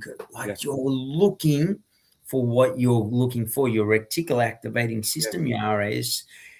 We play this game in Australia. It's called Spotto, Spot the Yellow Car. I don't know if you played in Europe. And it's like, wow, there's so many yellow cars on the road. That's because your RAS has been taught, look for yellow. Now, if I do this you can do it with yourself, right? And I say to everybody, all right, look for a minute, everything you can count of 20 seconds. Find everything black that you can in this room. Person who gets the most wins $100. I guarantee everyone's going to go 1, 2, 3, 4, 5, 6, 7. They're looking at all black. Now, when it finishes, I say, all right, so how many white things did you see? And they're like, what? And I'm like, the black things were the negative things, the white things are the positive things. They go, I saw none, I was looking for black. And I'm like, that's what happens in life. Your reticular activating system is looking for fear, anxiety, stress, heartache, pain, all of the labels that you plugged into yourself. And guess what you're going to be every single day? You're going to find the fear, the anxiety, the stress, the heartache, the pain. Stuff this life, everyone sucks. And what do you reckon the world will be? You'll be the unhappiest CEO of your life. So determine what the unhappiest looks like, even if it's you now, and determine what the happiest CEO looks like, and then practice that every single day through your weekly planner so that you've got direction, intention through a GPS. And I guarantee by the end of a month of doing that, you start to go, shit, you know what? I'm really starting to flip my life. And this is something I'm committed to now. And get in that habit of following through, finishing things, not missing your alarms. I know it seems simple. You see the one about discipline of making your bed. Same thing, you hit the alarm. It's not just about, it's about the discipline of being able to follow through with what you say. My word is my bond. Behind that is what? Integrity, discipline, accountability, responsibility, ownership. These words that if you hit that snooze alarm, guess what you do? You don't even trust yourself because you lied to yourself. So if I lie to you, Sebastian, and I say, yeah, I'm going to be there at 9 o'clock, and I show up at 9:30 each time, you're going to, whether we're best friends or not, you're like, this bloke is never on time. And it creates some form of friction, right? In some way, shape, or form. Yeah. And all of a sudden, your opinion of me is, oh, this bloke, does he really respect me? Does he value me? And we break that confidence. You're doing that when you hit that alarm every single day. And then guess what happens when we say, I've got this business idea, or your wife says, I'm going to sing this song, but she knows she's hitting this alarm. She doesn't believe in herself. And when she starts singing, now she sees Beyonce or whoever it is that she looks up to, some singer, sing at the top of the voice. And she's like, I'll never be that, because she's looked for the lack of confidence that she got from not standing true to that alarm clock. And I know it sounds stupid, but your brain doesn't know the difference when it says you lack confidence. And it came from what? It came from the alarm. Yes. So when she goes to sing, and she's not a world-class singer just yet, but she could be, she's reflecting back to who she was. And guess who she was? I didn't show up for myself there, and now I don't believe in myself here. And what will happen is she go, and the voice will come out, not her truest form. Yeah. Because people are going to judge me and compare me to Beyonce, and I'm not that good. And I guarantee you don't have to say anything. Your actions or your voice or your how those feelings, emotions, actions, beliefs, behaviors, thoughts, are all going to be present in how you're built. And you can say I'm confident, but you're not going to just ooze confidence on that stage where she's on there, she's singing, she's dancing, and Sebastian's like, oh my God, my wife right now, like, get off the stage, like, because that's the confidence that, and I mean it nicely. The guy's like, yeah, what a great singer. Mm-hmm. Now she's like, I'm singing, and someone in the audience is, guess what, a Sony artist. Person who signs an artist on holidays in Germany and goes, oh my God, I'm signing this woman straight away because she's a woman of strength. She's taken that power. She didn't hit the alarm clock. She shows up to her children, her husband, and now she has that confidence to ooze that confidence on stage. And we've got to do that as human beings. So we're the happiest CEO. We've got to ooze that every single day. Otherwise, you can't. You can pretend it, but people see right through it at the point in time when things get nitty-gritty. Yeah. And there is this magic happening. I'm sure you have seen it, where you sort of get to the next level of your mindset, your emotional sort of like state, and you like feel a particular way. You feel like, look, let's talk about this conference. I really have this confidence. I know I'm there for me. I have the integrity, and, I treat everything with integrity. And somehow life responds to this.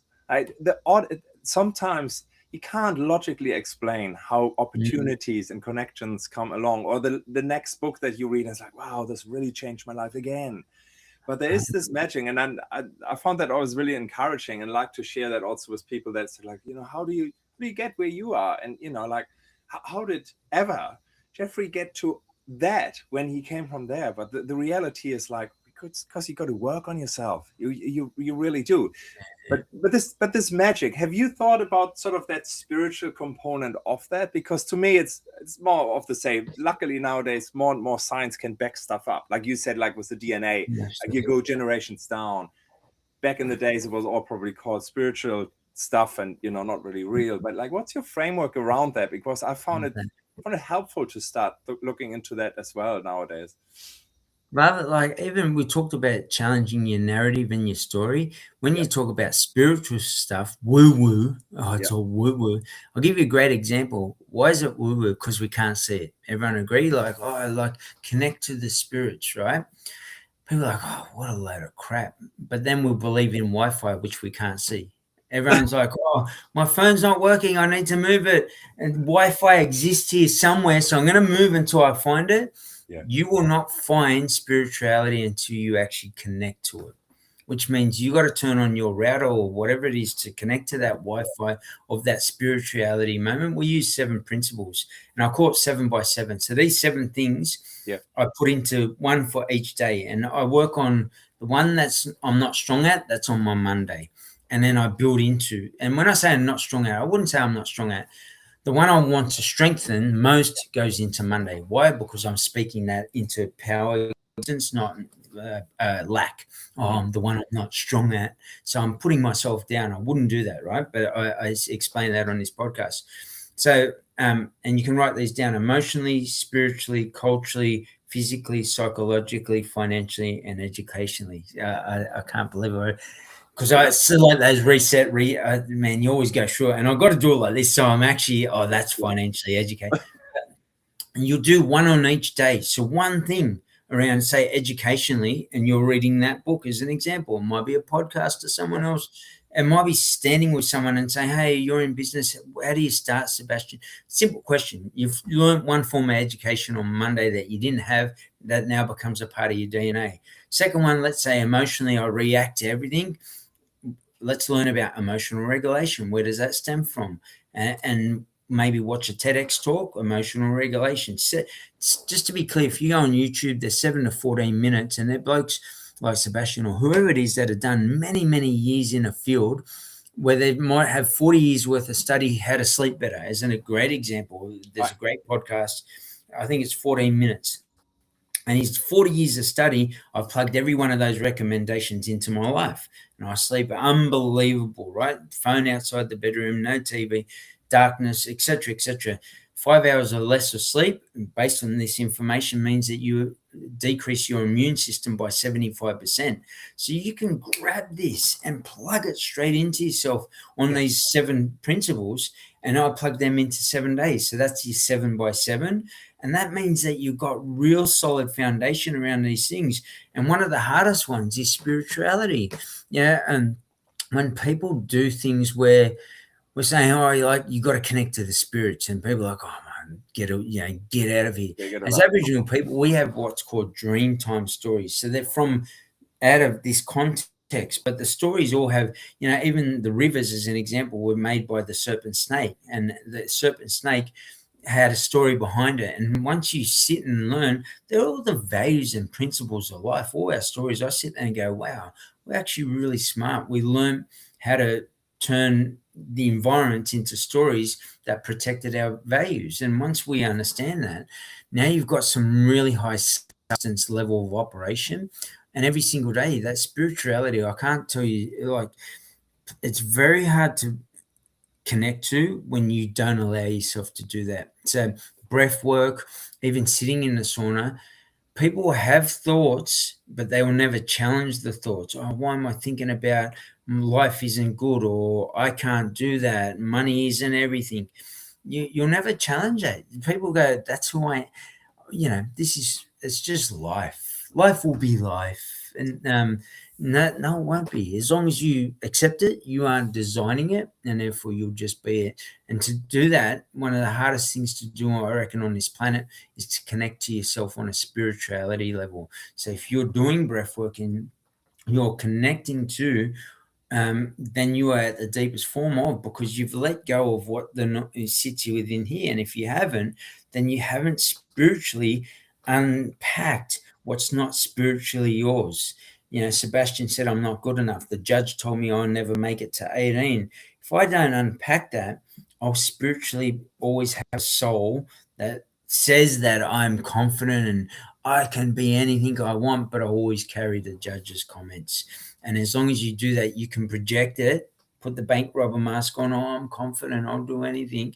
But then, the judge's comments will ring in my ear, and the level of that voice is, oh, yeah, I could do it, Sebastian. If you give me a go, I'll try. No, Sebastian, you give me that to me, it's done. When do you need it by? Tomorrow afternoon? I'll see you then. Even if it's not the field that I work in, I'm going to find a way, because I'm walking out to the Colosseum and the line's there. Guess who gets done today? The lion, not me. And people will say, oh, mate, you're not going to fight a lion and all of the above. That's the mentality of lack.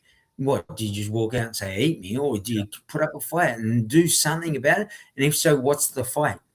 And the fight is the solution to the problem. The lion's the problem. The fight is what's the solution to it. I'm going to rip the lion's eyes out as soon as it grabs me in its mouth. I'm just going to stick and I might get bitten. I might survive it, might not. But guess what? I'm going down with every bit of a fight.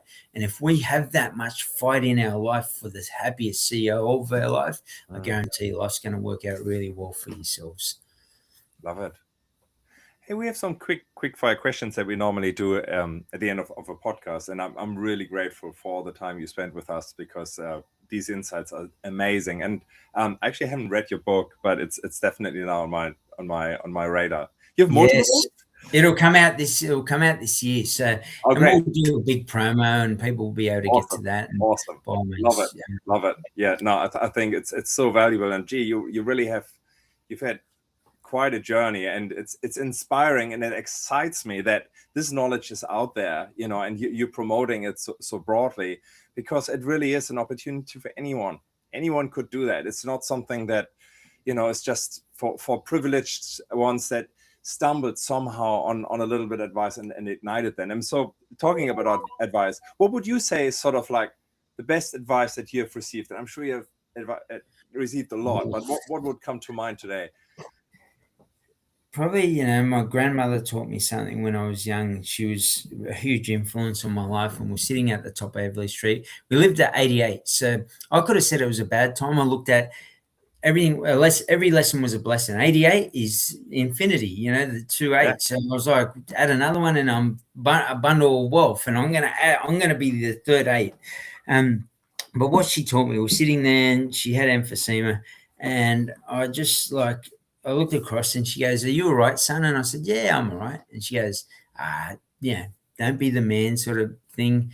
I can see it in you, son." And I said, "Oh, well, you're leaving this planet, and you've taught me so much, and I feel helpless. I can't do nothing about it." Yeah. She goes, "Son, let me tell you something. I've passed on every bit of knowledge I possibly could to you, and you're going to pass that on to other people. And through that knowledge, my spirit will forever walk this planet."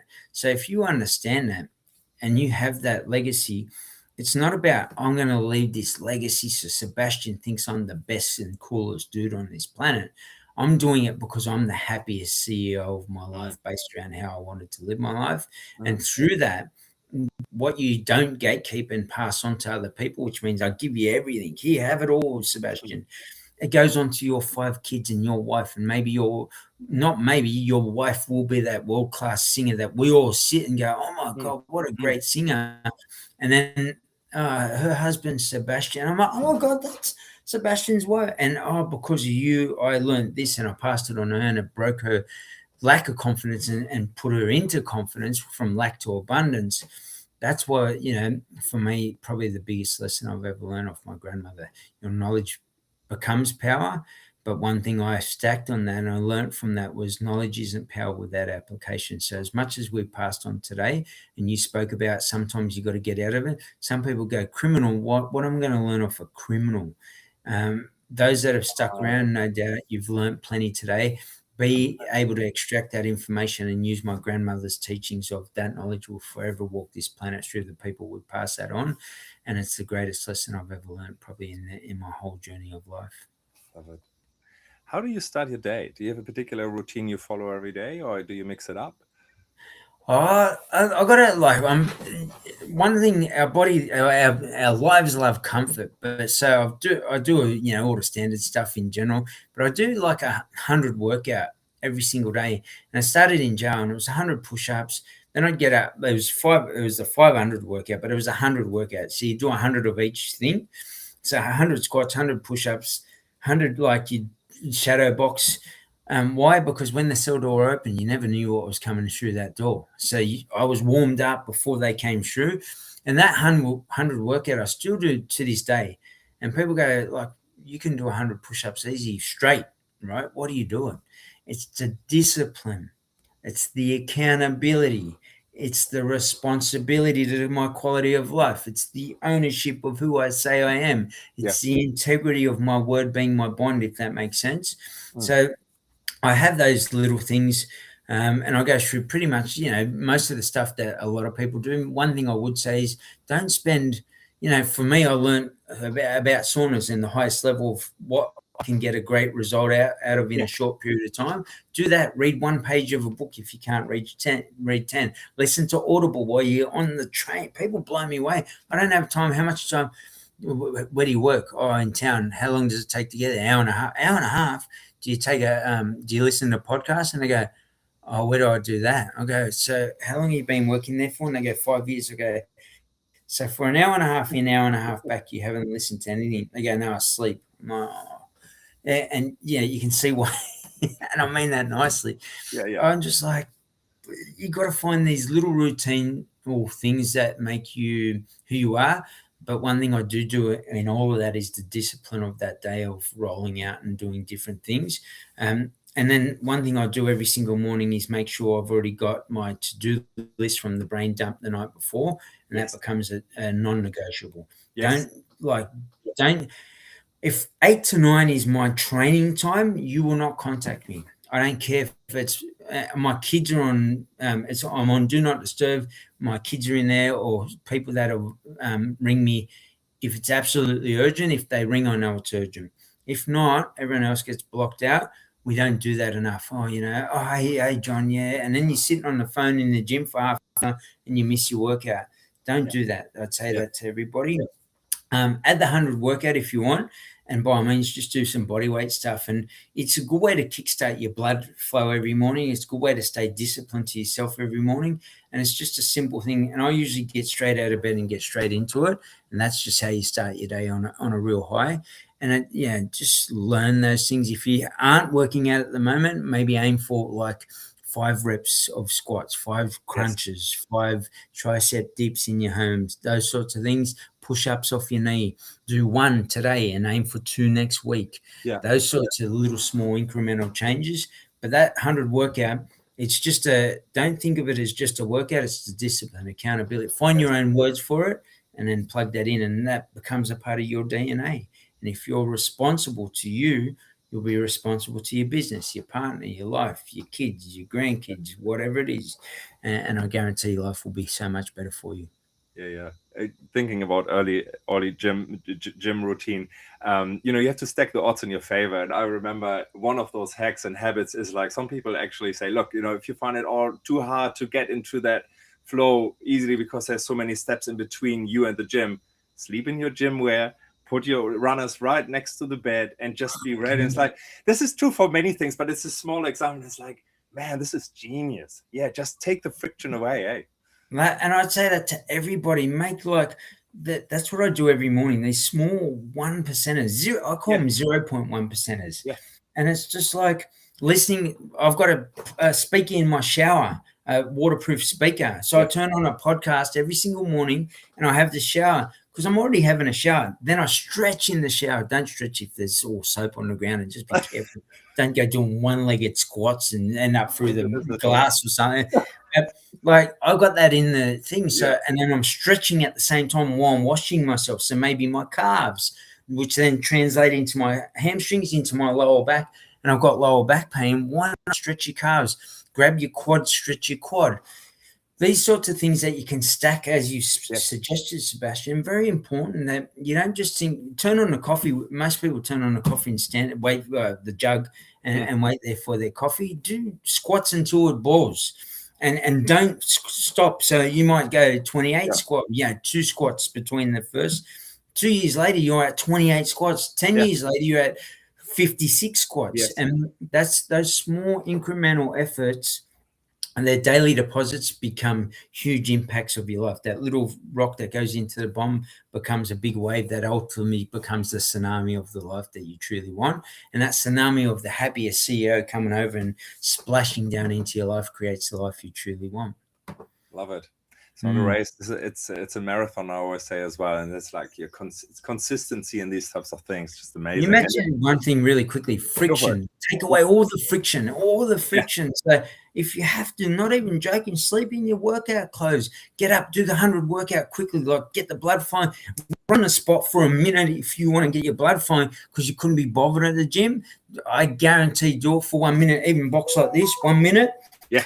And by the end of your blood's flowing, you're like, I'm going to the gym. And for me in the gym, as a great example of this friction, Yeah. People say, I don't have time for cardio. I don't have time for stretching. I don't have time for my core work.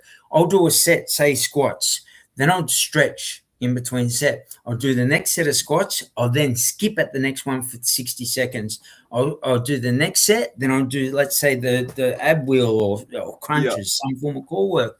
Now I've combined those. Then I'm listening to a podcast. People go, what music do you listen to? I bet you listen to like Tupac or something like that, right? Coming from your past. I'm like, no, I'm listening to Tony Robbins or Myron Golden or something, like someone. Myron, I haven't listened to him for way. Yeah, great. Yeah, and guess what I've got? I've got my notes open. So as soon as they say something, I pause that and I say that I'm going to implement into my life, but this is how I'm going to do that.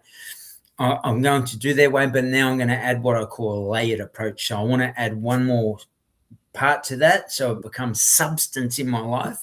Yeah. And it takes away friction in your life. Create that. I call it, obviously there's habit stacking, but I call it habit cross stacking. What is the value of that habit? It causes me to be more determined, disciplined, consistency, accountability, whatever words you bring up from that. And now you've got real substance as to why you're taking that. What's the purpose behind it? What's your vision behind it? Now create the mission on it. And I guarantee life will be totally different for yourself every single day. I'm with you, brother. That's amazing. I so relate to this particular mindset. And you've mentioned quite a few times that you read and listen to audiobooks, which is another quick question that we normally have. And by the way, I'm blown away when you ask. Sometimes you ask a person, "Oh, what book are you reading?" I'm like, "Well, none." And then you ask, "Oh, how many books have you read this year?" And it's like, "Well, actually, I haven't."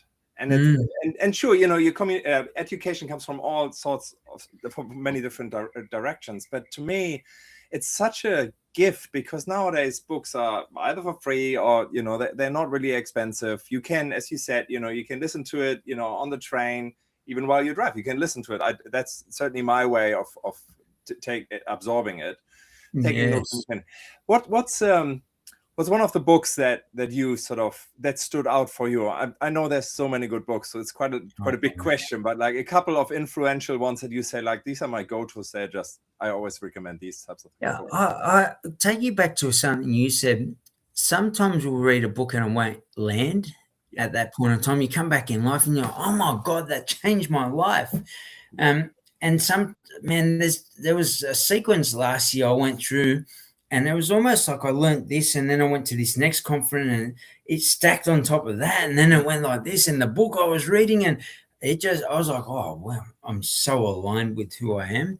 Yeah. But then sometimes I'll read that book and I say, it's all right. And it's like right now I'm reading Alex Hormozi's book. Great. And going through that on a marketing level. And some bits of it, I'm like, wow, did he make 100 million out of this? But I challenge myself then. Why am I thinking like this? This bloke's a beast in marketing. Like, you better reframe your mind on this. Yeah. What's he telling you in this book that you're missing or you're not feeling? And sometimes, whether it's the way it's written or something of that nature, very important. I learned one of the things that changed me. But I'd learn a lot of education in jail. I used to do education in jail to get parole. To be honest with you, I was like, I'm going to get out the first chance and rob more banks, right? So to do that, I needed to educate myself. I'm doing education. I did all the courses in jail. I'm better. Yeah. Let me out. Yeah. But it organically changed me. And I remember walking out and the bloke goes, mate, do you want to do a university degree here? And I said, what, here in jail? And he goes, yeah, I just came out of Segro. So I was in that slot for 6 months, no TV, no nothing. I see this bloke go, what do you got available? Give me a look. And the rest was history. But he gave me this book, 7 Habits of Highly Effective People, Stephen Covey. And I started to go, what are your, we have Aboriginal people have 7 sisters. The sky has these 7 stars that we use as a guide. That was our map back in the day. As long as we saw those stars, we know what direction we were walking and where we're heading to. Here's where, we need to move because of the season, and we follow the stars at night, especially during summer, so you're not walking in the heat.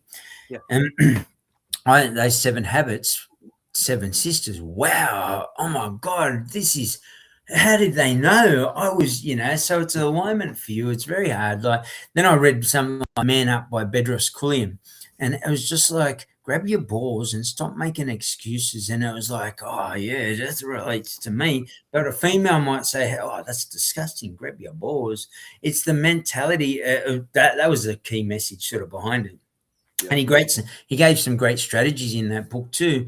But then someone might say, oh, Mel Robbins, female, the way she puts it, it's so enlightening and so forth. Then I'd read Mel Robbins and I'd say, oh, yeah, I love how she's put that. And I'll do it this way as well. Yeah. Once again, it's the extraction of the information to then challenge your narrative and say, what could this teach me? And how can I understand myself as to why I'm not operating at this level? And what will it do when I operate at this level? Find me more peace, happiness, financial freedom, travel more, the partner I want, whatever it is. And, ultimately you're reading these books of the highest value. Akagi, Japanese People, to me, is an example, one of the greatest books about human life. When I read it the second time, I didn't find it as fulfilling as the first time. I was like, how do they live to 100? I want to know. And I'm going to implement it all. And I did. But the second time I'm like, I reckon I could add to what they're already doing based on the new information and the data and the science and research that's in this modern age. And here's what I'm going to do. I'm going to add layers to what they've already taught us. And off we go. Love it. Absolutely love it. Hey, I just wanted to really quickly touch on something that we talked earlier about as well. It's like the emotional intelligence is something that can derail us, or let's say our emotion can derail us or can really support us. And Absolutely. I found, massively, right? And sort of the history that you sort of described and the path that you described, it's certainly something that, can become an ally. How do you, what's one of the first steps that people can take to really be even aware of their emotions and how they derail it, and how can they become more intelligent around that? Write out what affects you. So if someone says something, and write out what it is, and in general, why do we come to that conclusion that is what it is? So even if someone is like, they're doing something clearly that is destructive, you're like, are you joking? And they're like, what's wrong with it? You should be with us on this. I can't believe you're not with us.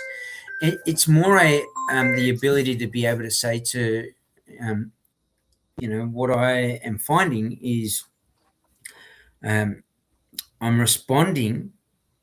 reacting, I should say, reacting from my values. And what I need to learn is how to respond from what is of value. What is the happiest CEO, as the example. And when people understand that conversation, someone's trying to ring through, and I did have it on airplane mode, but somehow someone's got through. They managed. And I'm trying to get the clear message across. And this is, in this whole conversation, the clear message doesn't come across into your brain or your capacity if you're not aware of how you react to something versus how you respond to something. Yeah. So by writing that out, your brain, there's 5 ways to do this really quickly. To retain the information, I call it retention attention. Write it out. Second one is speak it out silently. So you're manifesting it. I am abundant. You could look in the mirror and you don't have to say something, but I'm saying in my brain, I am abundant. I can do this. Anything is possible, right? And then the next one is speak it out loudly, or like proudly, to the world, which means, hey, what are your goals for this year? You ask me, I'm telling social media, let's get at it, this, that, and the other. And you're owning that journey. These 3 things are plugging in. Then you write it out into your weekly planner. Writing it out is like coding a computer tower that has nothing in it. You put Microsoft Word in it, now it operates from that level. But if you try and find Excel and you only got Word in there, you're like, where's Excel? It's stressful, frustrating, etc. You've written that code into your brain to be true. So challenge that narrative and rewrite it by putting in something of personal development. When you're challenged that thought, you have to say, why am I reacting from this place? That is how I'm built as an individual. Is it serving me on an emotional level? Why do I keep, is anger a part of who I date? No, you wouldn't date anger. So why are you doing it to yourself? How to remove anger, how to manage anger, how to see anger, what are anger triggers, what people, environments create these triggers. And most importantly, why do you create those triggers or accept those triggers? And then lastly, practice it until it becomes a habit, and the habit becomes a part of your DNA where discipline, non-negotiables, accountability, those three things form your DNA, are present. So you write those out. What's the discipline of making sure anger is not part of this? What's the non-negotiables? So if Sebastian's always angry, it's not someone I want to be around. It's a non-negotiable. I respect him. He chooses to be that. Wish him all the best. Lastly, accountability to what you say you are and want to be, and practice that until it's a part of your DNA. And I guarantee you'll respond to something. So I might not agree on something that happens in the world. There's a whole heap that I might not agree on right now. But if I go out to the world and I post that on social media, I'm sure that there's others that would agree. And I'm like, are you effing kidding, mate?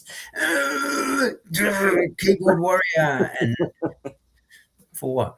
Yeah, exactly. Do I want anger? You want anger? Here, here's the present. I'll give it to you. Like, I'll be over here. Take care. And that's the awareness of what you want and what you don't want in your life. Yeah. You teach these types of things also in corporate environments, and I would anyone encourage to think about their team. And if you're part of a team and you have a manager that you have to approach, just do it and ask, can we have Jeffrey as a speaker in our workshop with it? It would be so cool, and it would make a better world if people actually start to bring this much more into corporation. And I'm sure you have a lot of experience seeing how that really turns people into happy people, and be in charge of their destination and of their journey through the work life as well as private, because normally it goes hand in hand anyway. And we're global too, so we can come anywhere in the world. We do that currently. And second part to it, you wouldn't travel to work without your favorite music on. So why do you let people come into the work without their favorite music on? What that means is, if you just accept them as to how they're built, they're going to react from their past rather than respond from the value of what you're trying to achieve on the mission within that organization. Yeah, awesome. Hey, if people want to find out more, I know you have a website, which is Jeffrey Morgan. That's spelled JEFFREYMORGAN.com. Yeah, beautiful legend. Yeah, thank you. But you're probably also on social media. I know you're definitely on LinkedIn as well. So there are quite a few ways to find you, correct? Absolutely. The Jeffrey Morgan, THE, Jeffrey Morgan. On all social media platforms. Go across, do a bit of due diligence on a person you'd love to work with in your life, and not just because you heard me, today he sounds good. Have a look at, a year ago, what did I still sound good? And you'll go, wow, this bloke's been very consistent and he is who he says he is. A lot of people these days show you the shiny Lamborghini, but they're not one bit of that operation behind the scenes, and they're definitely not high performance in their life. They're just showing you a version of their life, and that's why this world lacks a lot of trust, because a lot of people are inauthentic. I used to be that when I was a criminal back in the day as a bank robber, telling myself that was authentic and I was good and life was happy. I was the happiest CEO in my life, Sebastian. I believed I had all the girls, money, hotel rooms, beautiful cars. But then the police kicked in the door and I said, oh, well, it's all part of, part and parcel of this life. Bullshit. I accepted a bullshit version of the narrative that I fed myself, and most people do that. I mean that respectfully to you all, because you got more. You want that book. You want to travel to that location. You want to do X, Y, or Z. And if you've been thinking about it for a long period of time, this is your wake-up call to snap kick you to the moon. That's something I say quite often. And what I mean by that, once you zoom out, you look down on the earth and say, shit, there's so much earth that I haven't lived. And I'm only expect that I shouldn't worry about the judgment of there's so many people in this world. Some are going to like you, some aren't. It's okay. That's their choice. Your choice is to be the happiest CEO in your life each and every day, each and every breath, each and every single second you live this life. Go out and be intentional and directional, and I guarantee if I can do it, you can do anything you set your mind to. Love it. Jeff, thank you so much. It was a privilege and honor to have you on the show. Really, really awesome, everyone.